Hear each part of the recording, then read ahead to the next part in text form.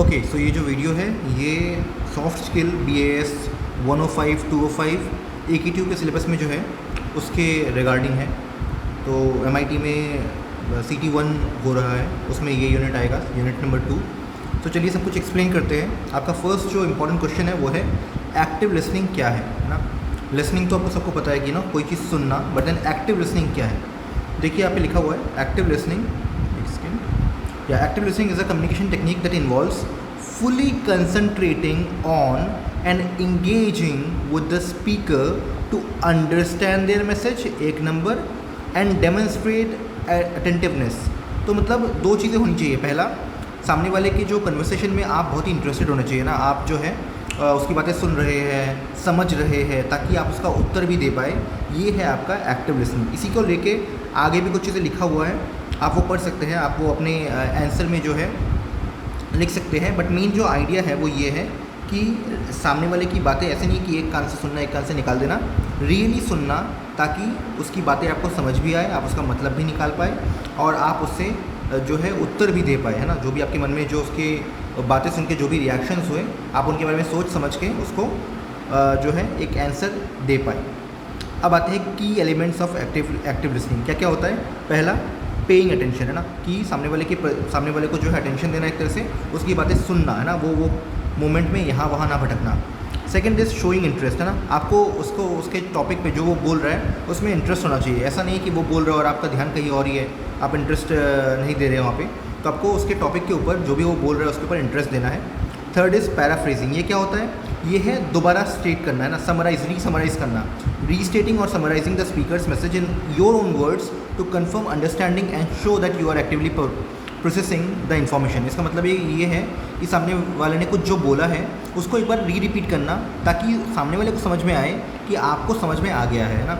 समझिए सामने वाले ने कोई एक किसी चीज़ का डेफिनेशन बताया या फिर कोई स्टोरी बताया, तो आप स्टोरी का सार जो है समराइज़ करके उसको एक बार दोबारा बोल दीजिए, ताकि सामने वाला पर्सन कंफर्म कर पाए कि हाँ आप समझ गए। अगला है आस्किंग क्लैरिफाइंग क्वेश्चंस, है ना, कि जो ऐसे क्वेश्चंस पूछना जिसे पूछ के सामने वाले को लगे कि हाँ सामने वाले के पास क्लैरिटी आ चुका है ना, आप समझ गए हैं। उसे भी ऐसा प्रतीत होना चाहिए कि आप जो है वो समझ गए हैं जो भी वो बोलने का ट्राई कर रहा था। पांचवा है रिफ्लेक्टिंग फीलिंग्स। ये देखिए अगेन ये सब के सब जो है सिमिलर है। अवॉइडिंग इंटरप्रिटेशन से अच्छा है कि अगर वो कुछ बोल रहा है तो तभी के तभी ना उसको नहीं रोकना, पूरा बोलने दीजिए। जब पूरा बोल लेगा तब आप अपने व्यूज़ ला सकते हैं, बट जब वो बोल रहा है तब उसको टोकना नहीं है, इंटरप्ट नहीं करना है, ठीक है। रिफ्लेक्टिंग फीलिंग्स के अंदर ये आ जाएगा कि जो भी सामने वाला पर्सन बोल रहा है, आपको भी उसके मन उस पर्सन की तरह ही, मतलब कि उसके पॉइंट ऑफ व्यू से सोचना है ना। अगर वो अपना दर्द बांट रहा है तो आपको भी उसका दर्द जो है लेना आना चाहिए एक तरह से, ना। ऐसा नहीं कि कोई पर्सन आपको बोल रहा है कि यार मेरे से तो ये बुरा हुआ और आप बोल रहे हो कि अरे टाइम वेस्ट मत कर यार, ऐसा ना। आपको उसका दर्द समझ में आना चाहिए, है ना। सो जो फीलिंग्स है वो रिफ्लेक्ट होनी चाहिए। अगला है प्रोवाइडिंग फीडबैक, है ना। सामने वाले ने सब कुछ बोल दिया है तो आप जो है अब अपना फीडबैक दीजिए कि आपको सुन के कैसा लगा, एक रिस्पॉन्स दीजिए। ये है एक्टिव लिसनिंग के जो ट्रेड्स नहीं, जो इसके की एलिमेंट्स हैं। आते हैं सेकंड क्वेश्चन पे। सेकंड क्वेश्चन जो है वो है कि एक गुड लिसनर के ट्रेड्स क्या होते हैं, एक अच्छा लिसनर क्या क्या उसके अंदर होता है। पहला, अटेंटिवनेस। तो देखिए सेम चीज़ें, हमारा जो पूरा यूनिट है वो लिसनिंग और स्पीकिंग के ऊपर है, तो ये सेम चीज़ें ही बार बार आएंगी, है ना। कॉमन चीज़ें हैं, आपको याद हो जाएंगी। पहला है कि वो अटेंटिव होना चाहिए, ना। दूसरा है कि वो ओपन माइंडेड होना चाहिए। अगर वो ओपन माइंडेड नहीं हुआ तो सामने वाले पर्सन का जो बहुत सारा कन्वर्सेशन है वो नहीं सुनेगा, है ना। वो बायस्ड अगर होगा तो वो सर्टेन चीज़ों को नहीं सुन पाएगा और फिर वो अच्छा लिसनर नहीं है। एक अच्छा लिसनर वो है जो सामने वाले की बातों का को उतना जल्दी जज ना करे और जो भी वो बोल रहा है उसे सुने, है ना, अंडरस्टैंड करने का ट्राई करें, ओपन माइंड रखें। नेक्स्ट है एम्पैथी। एम्पैथी होता है कि अगर सामने वाला जो बोल रहा है कंप्लीटली उसको जो है उसके पॉइंट ऑफ व्यू से लेना, ना, अपने आप को सामने वाले के शूज़ में पाना।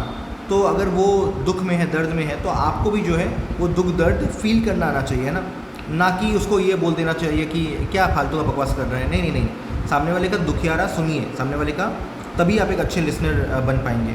सो एम्पैथी आपके अंदर होनी चाहिए, वो फीलिंग कि आप जो है सामने वाले को अंडरस्टैंड कर पाए, उसका वो फील आपके पास होना चाहिए। नेक्स्ट इज पेशेंस, है ना। पेशेंस मतलब जो है आप सामने वाला मे बी 5 मिनट बोलेगा, 10 मिनट बोलेगा, 20 मिनट बोलेगा, आप में अगर पेशेंस ही नहीं है तो आप उसको बीच में ही काट देने वाले हो, बोलने वाले हो कि यार कौन सुनेगा तेरी बात, है ना। आप कन्वर्सेशन से दूर चले जाने वाले हो। पेशेंस ये होता है कि है एक तरह से जो है बिल्कुल मन शांत रखना, मन शांत रख के सामने वाले का जो है पूरा का पूरा अच्छे से सुनना है ना। इतना धैर्य आपके अंदर होना चाहिए कि आप सामने वाले का सामने वाले का पर्सपेक्टिव अच्छे से समझ पाए, सुन पाए, है ना। वो धैर्य उसे ही हम लोग कहते हैं पेशेंस। फिफ्थ है आपका नॉन वर्बल क्यूज़। तो देखिए जब हम सुन रहे हैं तो हम बहुत सारे जो है क्यूज़ दे सकते हैं अपने फेशियल एक्सप्रेशन से, अपने बॉडी लैंग्वेज से, अपने वॉइस के टोन से, है ना, जिससे सामने वाले पर्सन को लगे कि हाँ यार ये तो बातें सुन रहा है, हाँ ये तो पॉजिटिव रिस्पॉन्स दे रहा है। इवन तो आपने कुछ बोला नहीं है, ये नॉन वर्बल है, बट आपका सही पॉस्चर सामने वाले को शो करेगा कि आप जो है इनटू है इस कन्वर्सेशन में।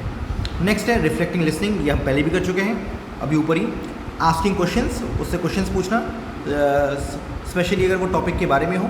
नॉन जजमेंटल एटीट्यूड, कि जज ना करे, है ना। सामने वाला पर्सन अगर आप कुछ ख़राब बता रहा है ना, आपको बता रहा है कि यार मेरे से गलती हो गई, तो ऐसा नहीं है कि आप उसको डांटना स्टार्ट कर दे कि अरे तू तो है ही हमेशा गलती करता रहता है। नहीं, उसे जज मत कीजिए, उसकी बातें सुन लीजिए, है ना। वो यहाँ पे एक अच्छा लिसनर को ढूंढने आया था, ना कि जज होने आया था। अगर आप उसको अभी जज कर देंगे तो नेक्स्ट टाइम आपके पास आएगा भी नहीं। तो एक अच्छा लिसनर जो है वो जज नहीं करता। अब आते हैं हमारे मोड्स, लिसनिंग मोड्स पे। तो देखिए लिसनिंग मोड्स में क्या क्या आता है। पहला तो है आपका एक्टिव लिसनिंग, ये हमें ऑलरेडी पता है ना। Active listening involves giving full attention to the speaker and being fully engaged in the conversation, है ना। आपका जो है आप फीडबैक भी देना चाहेंगे। Active listeners provide feedback, they provide feedback, they ask clarifying questions and demonstrate non verbal cues, ठीक है, ताकि वो शो कर पाए कि हाँ हम तो भैया अटेंटिव थे, हमने आपकी पूरी बात सुनी। तो वो है आपका एक्टिव लिसनिंग। अब आते हैं सेकंड है आपका रिफ्लेक्टिव लिसनिंग। अब ये क्या होता है, ये मतलब पैराफ्रेजिंग या फिर समराइजिंग द स्पीकर्स वर्ड्स। इसमें क्या करते हैं कि सामने वाले पर्सन ने जो बोला है आप एग्जैक्टली वही चीज़ समराइज़ कर दो, है ना, ताकि सामने वाले पर्सन जो है वो कन्विंस्ड हो जाए कि हाँ आपको पूरा का पूरा जो मैटर है वो आप में गया है, पूरा का पूरा जो कन्वर्सेशन है वो आपने सुना है, तभी तो आप रिपीट कर पा रहे हैं। तो ये है आपका रिफ्लेक्टिव लिसनिंग, रिफ्लेक्ट करना। By restating the speaker's ideas in their own words, reflecting listeners demonstrate that they have listened attentively and have grasped the key points, है ना। मतलब अब आप देखिए अगर मैं ये पूरा का पूरा अगर मैं पढ़ रहा हूँ, है ना, और आप मुझे बोले कि अच्छा सर तो रिफ्लेक्टिव लिसनिंग ये होता है, अगर आप वो पूरा बोल पाए तो मुझे भी समझ में आ जाएगा कि अच्छा यार इसने तो सुना है। तो वो है आपका रिफ्लेक्टिव लिसनिंग की पैराफ्रेजिंग करना, सामने वाले पर्सन को पूरा का पूरा जो भी उसने सुना है वो मतलब जो भी उसने बोला है वो रीस्टेट करना, समराइज़ करना। अब आता है नेक्स्ट एम्फेटिक लिसनिंग। अब एम्फेटिक लिसनिंग क्या होता है, जिसमें दुख हो, जिसमें दर्द हो, जिसमें सामने वाले पर्सन को ट्रूली अंडरस्टैंड करने का सोचे। अगर मैं आपसे बात कर रहा हूँ और आप पूरे है ना पेशेंस के साथ मुझे सुन रहे हैं ना, सिर्फ सुन नहीं रहे हैं, मुझे समझने का भी चेष्टा कर रहे हैं, तो वो होता है आपका एम्फेटिक लिसनिंग। ओके, सो देखिए यहाँ पे लिखा हुआ है focuses not only on understanding the speakers word but also on connecting with the emotions, है ना, एंड एक्सपीरियंसेस। तो यहाँ पे फील आ जाता है, ये बहुत ही पर्सनल हो जाता है ना। फॉर एग्जांपल एक स्टूडेंट और टीचर का जो के बीच में जो कन्वर्सेशन होगा वो बहुत वेज में एम्फेटिक नहीं होगा, लेकिन एक फ्रेंड और दूसरे फ्रेंड का जो कन्वर्सेशन है वो एम्फेटिक हो सकता है ना, बिकॉज सामने वाला जो है फीलिंग के पॉइंट ऑफ व्यू से चीज़ें सुनने वाला है, कंपैशन शो करने वाला है, एम्पैथी शो करने वाला है। तो ये है आपका एम्पैथिक। नेक्स्ट है आपका क्रिटिकल। अब क्रिटिकल कब होता है, क्रिटिकल तब होता है जब आप किसी कॉन्फ्रेंस में जाए, किसी स्पीच को सुन रहे हो, तो वहाँ पे जो है इन्फॉर्मेशन बहुत ही इंपॉर्टेंट होता है। Critical listening involves evaluating and analysing the speaker's message and to access its validity, accuracy and logical consistency. तो जब आप पूरे दिमाग के साथ कोई चीज़ सुन रहे हैं ताकि आप उसमें गलतियाँ फाइंड कर पाए, बायस फाइंड कर पाए, है ना, अगर आप एसेस कर पाए कि कुछ झूठ तो नहीं बोल रहा, कुछ गलत तो नहीं बोल रहा, कुछ मैनिपुलेट तो नहीं कर रहा, तो उसे हम बोलते हैं क्रिटिकल लिसनिंग। इसमें आप पूरा दिमाग लगा के जो है इन्फॉर्मेशन ले रहे होते हो ताकि आप उसको बहुत ईजीली जज कर पाए। इसका मोटिव भी होता है ताकि आप जज कर पाए, ताकि आप धोखा ना खाए। तो वो है आपका क्रिटिकल लिसनिंग। ये हो गए इसके लिसनिंग मोड्स। अब आते हैं लिसनिंग टाइप्स। लिसनिंग टाइप्स पे देखा है। सो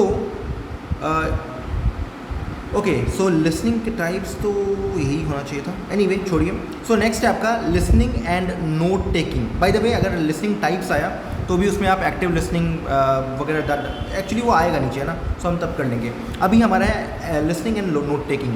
तो देखिए अगर मैं सीधे मोटे मोटे तौर पे बोलूँ तो नोट टेकिंग का मतलब है जब भी कोई कॉन्फ्रेंस हो रहा हो, जब भी कोई लेक्चर हो रहा हो, तो आप उसको सुनते हैं और आप जो मेन पॉइंट्स हैं उनको एक तरह से नोट डाउन कर लेते हैं। नोट टेकिंग का भी अपना तरीका है ना। कुछ लोग जो है वो बेसिक पॉइंट्स लिख लेते हैं, कुछ लोग जो है मेन पॉइंट्स नोट कर लेते हैं। और लिसनिंग आपको ऑलरेडी पता है ना, सुनना। दोनों को लेके उतना हम अगर उतना डीप नहीं जाने वाले हैं क्योंकि दोनों बहुत ही सिंपल, बहुत ही बेसिक कॉन्सेप्ट्स हैं।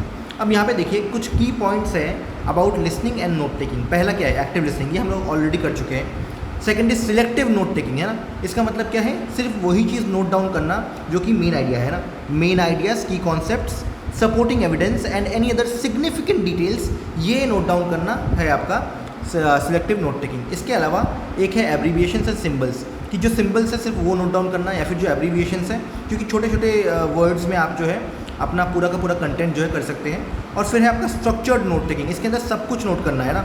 Structuring your notes helps you visually see the relationships between ideas and aids in better comprehension and review, ठीक है ना। इसमें जो है ये स्ट्रक्चर्ड नोट टेकिंग इंटायरली आपके ऊपर होता है कि आपको जो भी है ना मोस्ट सेंस करे, जो भी आपको लगे कि हाँ ऐसे मुझे समझ में आ रहा है, वैसे आप नोट बनाएं। नेक्स्ट इज एक्टिव इंगेजमेंट, है ना, एक्टिवली इंगेज रहना, है ना, पूरा मन से वो कोई वो चीज़ करना। समराइज एंड रिफ्रेज इसके अंदर आता है, छोड़िए रिव्यू ये छोड़ते हैं। ओके, अब आते हैं टाइप्स पे। लिसनिंग के टाइप्स, है ना, देयर आर सेवरल टाइप्स और कैटेगरीज ऑफ लिसनिंग। अब हम वो करेंगे। पहला है आपका इन्फॉर्मेटिव लिसनिंग, है ना।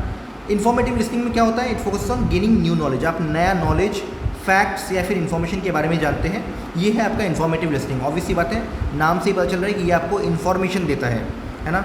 जैसे कि अगर प्रेजेंटेशन में आप जाओगे, लेक्चर में आप जाओगे, तो आपको क्या मिलेगा, इन्फॉर्मेशन मिलेगा, तो वो आपका इन्फॉर्मेटिव लिसनिंग होगा। सेकेंड जो है नंबर पे जो है वो है आपका एम्फेटिक। एम्फेटिक लिसनिंग में आपको क्या मिलेगा, एम्पैथी मिलेगा, है ना। आपको जो है एक तरह से आपकी भावनाएं जो है का आदान प्रदान होगा, फीलिंग्स का, है ना। आपके फीलिंग्स, आपके एक्सपीरियंसेस, आपके पर्सपेक्टिव, इसके ऊपर मेन इंपॉर्टेंस रहेगा। कहाँ मिलेगा ये आपको, सपोर्टिव या फिर थेरेपेटिक कॉन्टेक्स्ट में, जैसे कि काउंसलिंग में चले जाओ आप किसी, या फिर पर्सनल कन्वर्सेशन कर लो किसी के साथ, है ना, तो वो आपका फीलिंग समझ पाएगा, वो है आपका एम्फेटिक लिसनिंग। थर्ड है आपका क्रिटिकल लिसनिंग। ये कहाँ होता है, ये होता है डिबेट में, जहाँ पे आर्ग्यूमेंट्स हो रहे होते हैं, जहाँ पे है ना सामने वाला पर्सन आपको बहुत ही क्रिटिकली जो है सुन रहा होता है, ताकि वो चेक कर पाए क्या, क्रेडिबिलिटी, वैलिडिटी एंड लॉजिक, ठीक है। तो ये है आपका क्रिटिकल लिसनिंग। इसमें ये कहाँ देखने को मिलता है, डिबेट्स में। ये आपको देखने को मिलता है कहाँ, इवैल्यूएटिंग आर्ग्यूमेंट्स में, ठीक है। अब आते हैं second last, appreciative listening. Appreciative listening में आप इन्जॉय कर रहे होते हो, आप खुश होते हो, है ना। जैसे कि कोई स्टोरी टेलिंग हो रहा है, कहीं पे म्यूज़िक, आप किसी शो में गए हो, वहाँ पे म्यूज़िक चल रहा है, पोइट्री का कोई जो है कंपटीशन हो रहा है, कंपटीशन तो नहीं बट पोइट्री का, कहीं पे पोइट्री रीडिंग हो रही है। ऐसे आर्टिस्टिक जगहों पे आपको क्या मिलेगा, आपको खुशी मिलेगी, है ना, आपको इन्जॉयमेंट मिलेगा। वो है आपका एप्रिशिएटिव लिसनिंग, है ना, जहाँ पे जाके आपको खुशी मिले, जो सुनने में आपको अच्छा लगे, जैसे कि म्यूज़िक, ठीक है ना। और फिफ्थ है आपका एक्टिव लिसनिंग। एक्टिव लिसनिंग हम ऑलरेडी कर चुके हैं। नेक्स्ट है आपका डिस्क्रिमिनेटिव लिसनिंग। ये क्या होता है, अब ये आपको ऑफिशियली जो है नहीं लिखना है ना, ऊपर वाले 5 आप लिख दे वही बहुत है। ये क्या होता है, it refers to the ability to distinguish and interpret different sounds, tone और एक्सेंट्स, है ना। छोड़िए, ये यूजुअली तब होता है जब जो डिफरेंट लोग हैं वो डिफरेंट लिंग्विस्टिक बैकग्राउंड से हो, डिफरेंट कंट्रीज से हो, बैरियर्स हो, है ना, डिफरेंट जो है एक्सेंट वाले हो, तब उस टाइम पे ये होता है। ये आपको ऑफिशियली नहीं लिखना है। नेक्स्ट है सिंपैथेटिक लिसनिंग। ये बहुत वेज में जो है एम्पैथेटिक के आसपास ही होता है। इसमें भी पर्सनल कंपैशन शो करता है, अंडरस्टैंडिंग शो करता है। इसको भी आपको नहीं लिखना है ना। There is a very thin line between sympathy and empathy. Sympathy में आप सामने वाले को लेकर जो है, सामने वाले की फीलिंग्स, मतलब आप अंडरस्टैंड करते हो कि सामने वाला जो है बुरे टाइम से गुजर रहा है, आप उसके ऊपर दया खाते हो।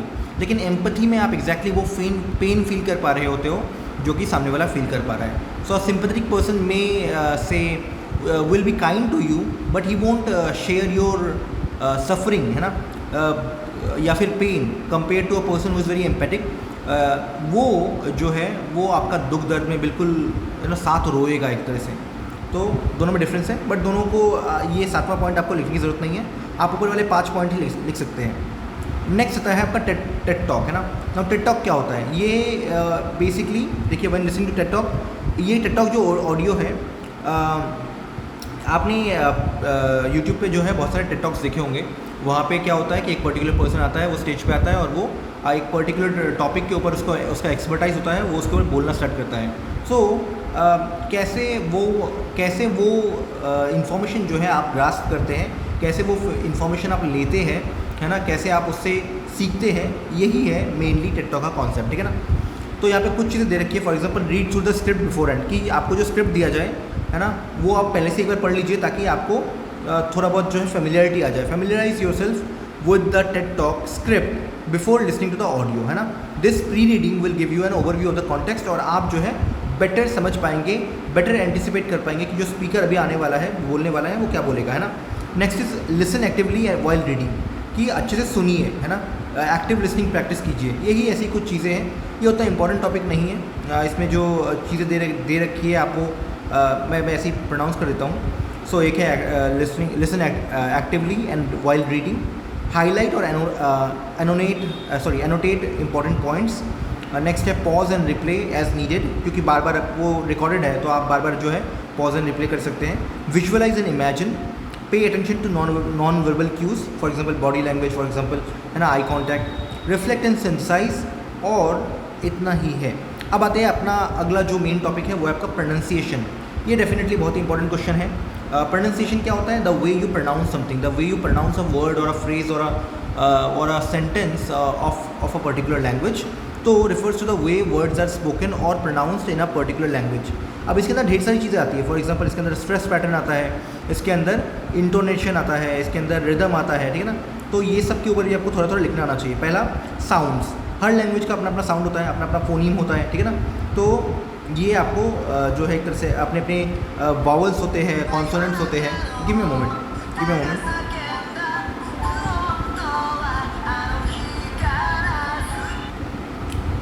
ओके, सो साउंड आपका हो गया। नेक्स्ट है आपका स्ट्रेस एंड इंटोनेशन। ये है आप कितना तवज्जो देते हैं, कितना स्ट्रेस देते हैं एक पर्टिकुलर सिलेबल के ऊपर। फॉर एग्जांपल देखिए लिखा हुआ है, stress refers to the emphasis placed on certain syllables within words और on certain words within sentence. For example अगर if I am saying my name is Gautam, I can also say my name is Gautam, so I am giving extra importance on Gautam, है ना।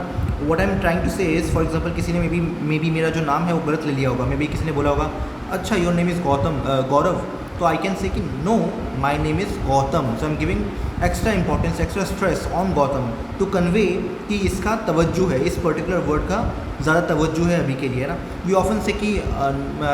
We often use this stress and intonation to display कि हमारा एक particular sentence के अंदर पूरा का पूरा जो फोकस है वो किस चीज़ के ऊपर है ना। ये आपका मीनिंग और इमोशंस जो है ये कन्वे करने में हेल्प करता है कि आप गुस्से में हैं, आप क्या बोल रहे हैं, कैसे बोल रहे हैं ना। ऑब्वियसली बात है, टेक्स्ट जब आप किसी को टेक्स्ट करते तो आप नोटिस कर पाते हैं कि फीलिंग्स जो है वो समझ में नहीं आती एग्जैक्टली, है ना, कि वो किस पॉइंट ऑफ व्यू में बोल रहा है, क्या वो गुस्से में बोल रहा है, क्या वो प्यार से बोल रहा है, we never know this.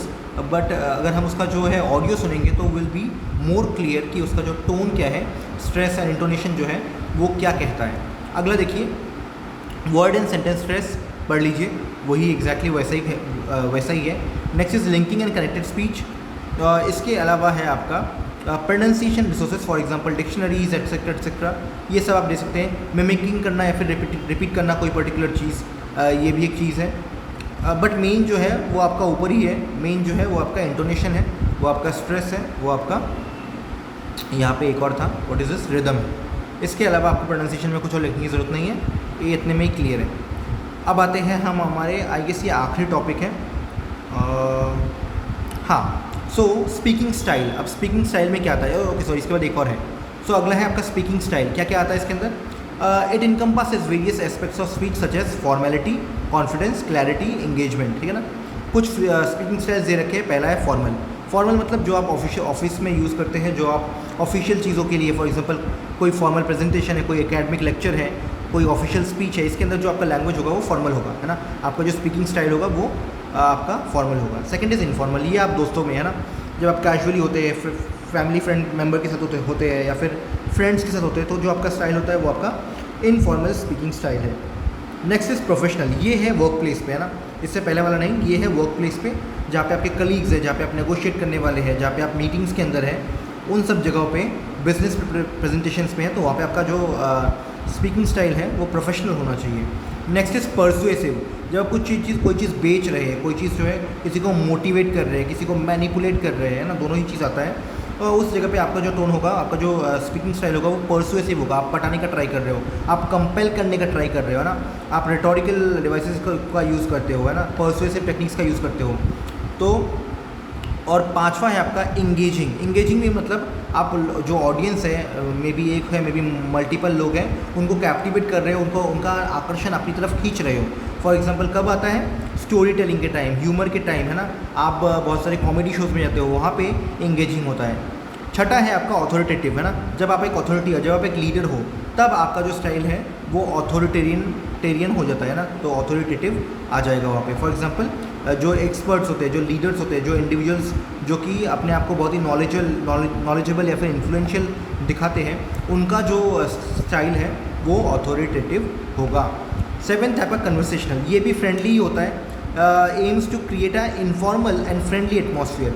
For example अगर मुझे कोई पर्टिकुलर पर्सन है जो बहुत ही बुरे दौर में गुजर रहा है, मुझे उससे फ्रेंडली नेचर बनाने के लिए क्या करना पड़ेगा, मुझे उससे कन्वर्सेशनल स्टाइल से बोलना पड़ेगा। वो मेरा ऑलरेडी फैमिली नहीं है, वो मेरा ऑलरेडी फ्रेंड नहीं है, सो इनफॉर्मल होगा बट कन्वर्सेशनल होगा, ठीक है। ये थोड़ी वाइज में उसको इंगेज रख पाएगा ऑन अ पर्सनल लेवल। तो ये रहा आपका स्पीकिंग स्टाइल। अब आते हैं नेक्स्ट, ये आपका लास्ट टॉपिक है कंटेंट एंड सीक्वेंसिंग। देखिए सिंपल सा है, कंटेंट क्या होता है, कोई भी इन्फॉर्मेशन जो है वो आपका कंटेंट है। Content refers to the substance और information that you convey in your communication. जो भी आप बोलना चाहते हैं इसके अंदर क्या क्या आता है, इसके अंदर आपका मेन आइडिया आ जाएगा, सपोर्टिंग डिटेल्स आ जाएंगे, एग्जाम्पल आ जाएगा, फैक्ट्स आ जाएंगे, कोई भी रेलेवेंट इन्फॉर्मेशन अगर है तो वो भी आ जाएगा। ये सब आप जब कब यूज़ करेंगे आप ये कंटेंट को, प्रेजेंटेशन के टाइम पे, स्पीच के टाइम पे, कोई भी फॉर्म ऑफ कम्युनिकेशन के टाइम पे आपको क्या चाहिए, आपको कंटेंट चाहिए, और वो कैसा होना चाहिए, एक्यूरेट होना चाहिए, रेलेवेंट होना चाहिए, आपका ऑब्जेक्टिव फुलफिल करना चाहिए। तो ये है आपका कंटेंट। कंटेंट के अंदर क्लैरिटी होगा, कंटेंट के अंदर रेलेवेंस होगा। क्लैरिटी मतलब वो बिल्कुल क्लियर होगा ना, आपका रेलेवेंस मतलब वो जो भी आप कन्वे करना चाहते हैं वही होगा, है ना। ऐसा नहीं है कि आपका जो पर्पस है वो डिफाई करेगा, नहीं, आपका पर्पस फुलफिल करेगा, इसीलिए वो रेलेवेंट है। सपोर्टिंग एविडेंस शो करेगा, है ना। लेकिन सेकंड टॉपिक देखिए, सेकंड है आपका सीक्वेंसिंग। अब देखिए एक बार आपके पास कंटेंट है, नाउ आपको उसको लॉजिकल अरेंजमेंट में जो बैठाना पड़ेगा, तो उसे हम कहते हैं सीक्वेंसिंग। इसका मतलब ये है कि जो इंट्रोडक्टरी सेंटेंस है वो ऊपर जाएगा, जो मेन बॉडी है वो बीच में जाएगा, जो कंक्लूजन है वो लास्ट में आएगा, इसे हम कहते हैं सीक्वेंसिंग, है ना। क्यों, अगर आप सही तरीके से सीक्वेंस नहीं करेंगे तो आपका प्रेजेंटेशन अच्छा नहीं रहेगा। इवन तो आपका कंटेंट सही है, बट अगर आपको उसको प्रेजेंट नहीं करना आता, कहाँ सर है कहाँ पैर है ये लगाना नहीं आता, तो वो ख़राब ही होगा। कैसे होता है इसका, फॉर एग्जांपल अगर कोई इंट्रोडक्शन है तो वो आप पहले देंगे, इसके अंदर क्या होगा, आपका जो ऑडियंस का अटेंशन है वो आप खींचेंगे, कॉन्टेक्स्ट प्रोवाइड करेंगे, मेन पर्पस या फिर मेन बॉडी जो है इंट्रोड्यूस होने वाला होगा, तो ये आपका इंट्रोडक्शन है। फिर आता है आपका मेन बॉडी, है ना, मेन आपका कंटेंट जो है। उसके बाद आता है ट्रांजिशंस मतलब अगर आप उसको थोड़ा वर्बल क्यूज़ देना चाहते हैं, फ्रेजेस कोई स्पेशल सेंटेंस है जो कुछ डिफरेंस क्रिएट करेगा, तो वो मेन बॉडी और उसके जो मल्टीपल प्रूफ्स होते हैं उसी में आ जाएंगे। और आपका आखिरी जो होता है कंक्लूजन या फिर समराइजेशन। समराइजेशन में आप जो है पूरा का पूरा जो है आपका जो आपने जो अब तक सुनाया है उसे समराइज़ करते हैं, और finally you move to conclusion, जहाँ पे आप जो है अपना पूरा का पूरा जो आपका आर्ग्यूमेंट है, जो आपका टॉपिक है वो ख़त्म करते हैं। आप कंक्लूड करते हैं कि हाँ मैंने ये बोला है, ऐसा है ये है आपका मेन। एडेप्टेशन पे जाने की ज़रूरत नहीं है, आपका सीक्वेंसिंग यही है। कंटेंट है इन्फॉर्मेशन, और सीक्वेंसिंग है उसको सही ऑर्डर में अरेंज करना, सही लॉजिकल अरेंजमेंट में उसको ढालना। तो ये रहा आपका सेकेंड यूनिट। कोई टॉपिक ऐसा नहीं है जो बच गया हो, सेकेंड यूनिट का सब हो गया है। तो देखिए BAS 105 और 205 दोनों में ही आपका यूनिट 1 जो है उसके ऊपर वीडियो बन चुका है, वो अपलोडेड है। 2 भी सेकेंड यूनिट जो है ये अब बन गया है। थर्ड दो पार्ट में बटा हुआ है, that is part A part 2 दोनों ही बन चुके हैं। और 4 और 5 जो है वो पहले ही मैंने बना दिए थे। तो ऑफिशियली आपका BAS 105 205 में जितना भी कंटेंट है सबके ऊपर वीडियो बन चुका है। कोई प्रॉब्लम होने की ज़रूरत नहीं, मतलब ऐसा लगता है कि कोई प्रॉब्लम आपको नहीं फेस होगा, बट इन केस अगर आप फेस करते हैं तो आप मुझे कमेंट बॉक्स में कमेंट कर सकते हैं, and then I will make a video on that too. चलिए, thank you for being in the session, will end this.